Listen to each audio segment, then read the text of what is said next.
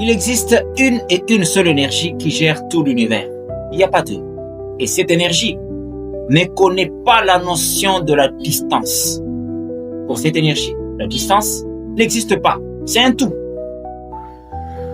Quand vous lisez Matthieu 15 et 22, vous retrouvez l'histoire de cette femme cananéenne qui parlait, qui s'entretenait avec Jésus.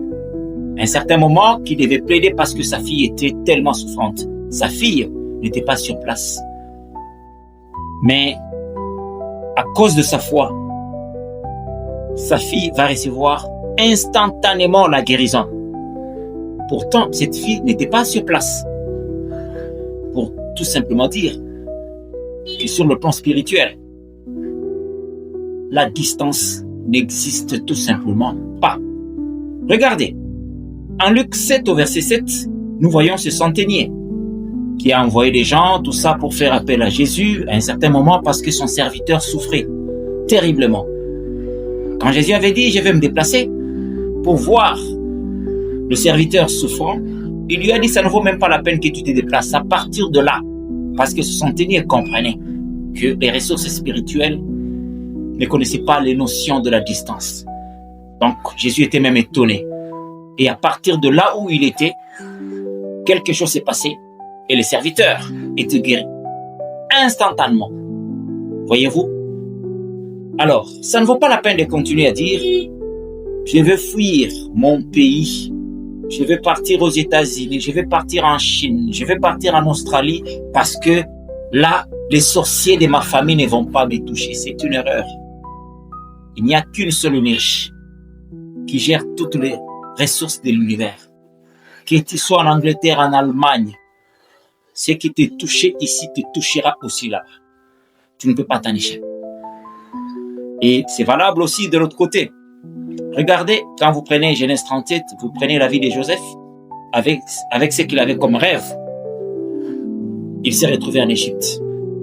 Mais ce qui devait se produire par rapport aux promesses qu'il avait, ça l'a suivi même en Égypte, pour dire tout simplement que l'énergie qui gère l'univers est unique. Ça va te poursuivre partout. Alors, quand vous prenez Actes 19 au verset 12, vous voyez des gens qui venaient avec des linges pour appliquer les linges sur le corps de Paul et ils faisaient des voyages pour appliquer les mêmes linges qui avaient touché le corps de Paul afin de chasser les esprits démoniaques et même guérir des malades. Voyez-vous, l'énergie qui gère l'univers ne connaît pas de distance. En Actes, en 2 Rois 6, quand vous lisez le verset 23, vous voyez Géasi, après qu'il ait extirpé quelques vêtements et même l'argent auprès de Naaman, il va rentrer auprès d'Élisée, qui va lui demander « mais où est-ce que tu étais ?»